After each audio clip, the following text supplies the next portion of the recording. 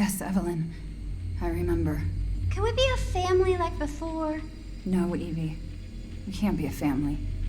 We were never a family. We will never be a family. Then I don't need you anymore.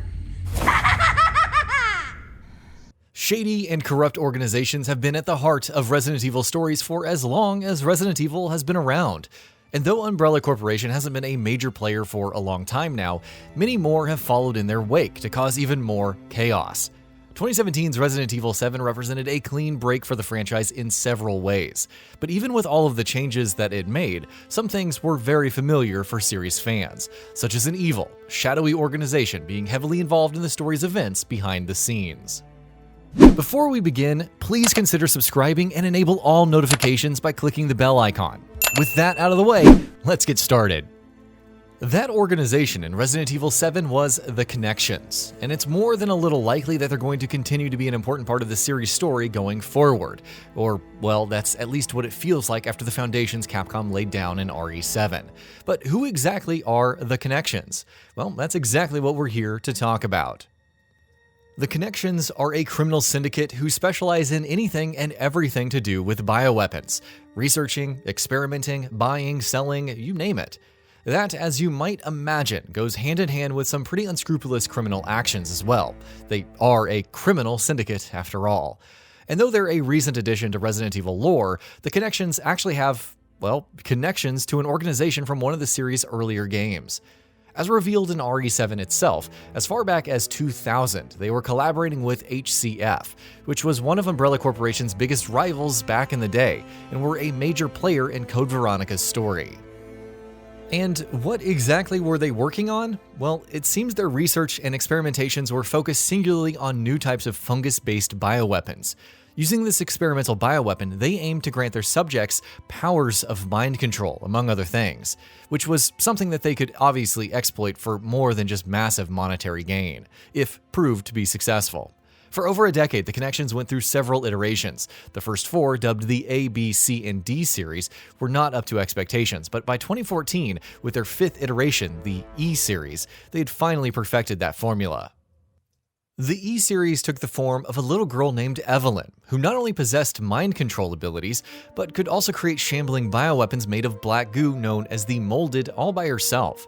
The Connections had grand plans for Evelyn, or the E-Series bioweapon, and planned on using her abilities as well as her appearance of a child to insert her into societies or organizations to topple them from within and gain complete control of them without causing too much overt disruption.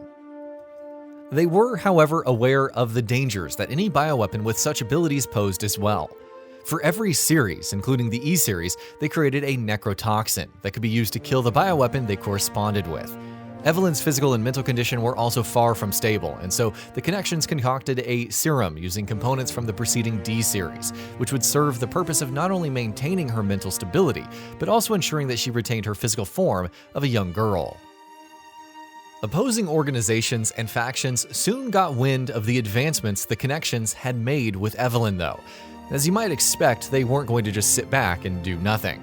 The implications of the Connections' success with the E-Series were massive, and knowing that they might very well spell the end for them, these opposing organizations started formulating plans for stealing Evelyn, or at least sabotaging the Connections' plans.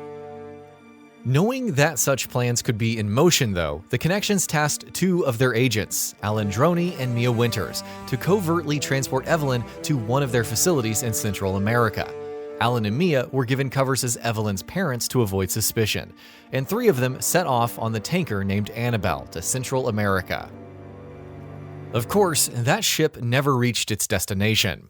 During the voyage, Alan and Mia lost control of Evelyn when the ship was caught in the middle of a hurricane, causing Evelyn to become unstable and unleash her powers.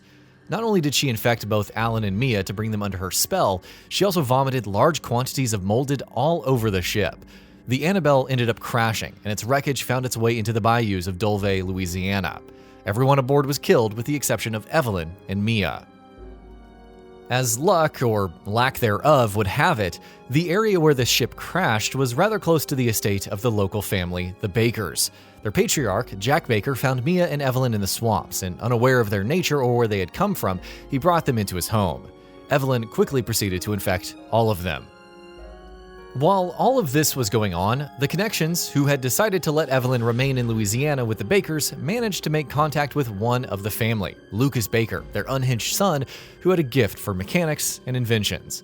The Connections recruited Lucas as one of their agents and provided him with a serum that would end Evelyn's possession and control of his mind.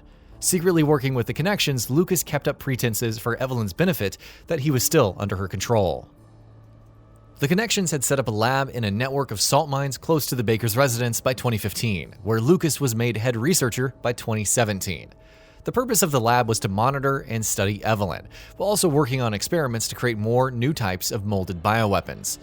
Meanwhile, in the time that had passed since Evelyn's arrival in Louisiana, since the Connections were unable to inject her with the chemicals that kept her physical form intact, she had aged rapidly, and within just a few years had turned into an old woman in a wheelchair. By this time, however, she had managed to stabilize herself and wasn't aging anymore. Meanwhile, the Connections' partnership with Lucas Baker soon came to an end as well. Wanting to be free of his employers, Lucas decided to take all of the research and data he had accumulated over the years of working with them and head for greener pastures. He killed every single one of the other researchers that used to work with him in the lab in the salt mines. During the same period, the organization known as Neo Umbrella, whose motivations are much purer than the name might suggest, had also become aware of Evelyn's existence and her abilities, and soon set some of their own agents to deal with her and with Lucas. A team led by Chris Redfield was successful in assisting Ethan Winters, who had arrived at the Baker's residence to rescue his wife Mia, in killing Evelyn, while Chris himself managed to track down and kill Lucas, while also stopping him from sending all of his data to an unknown third party. Now, with Resident Evil Village on the horizon, the possibilities for what the role the Connections could play in the story are endless, and more than a little exciting. Whether or not the Molded make a return remains to be seen, but given how important the Criminal Syndicate was to the story in RE7, it's unlikely that they'll just disappear and never show up again. There's also the aforementioned third party to consider, and those opposing organizations that the Connections were so concerned about. A betting man would tell you that all of those elements are likely going to be crucial elements in the series' larger narrative going forward. Thankfully, with Resident Evil Village not far away, we don't have to wait too long to get answers to all of those questions. I did lie to you. I shouldn't have. All I can say is that if you get this, stay away. Forget that you ever knew me. Have a good life. And that brings us to the end of the video. A quick request before we conclude. We upload new videos every single day, and if you like what we're doing, please consider subscribing. It really, really helps us out.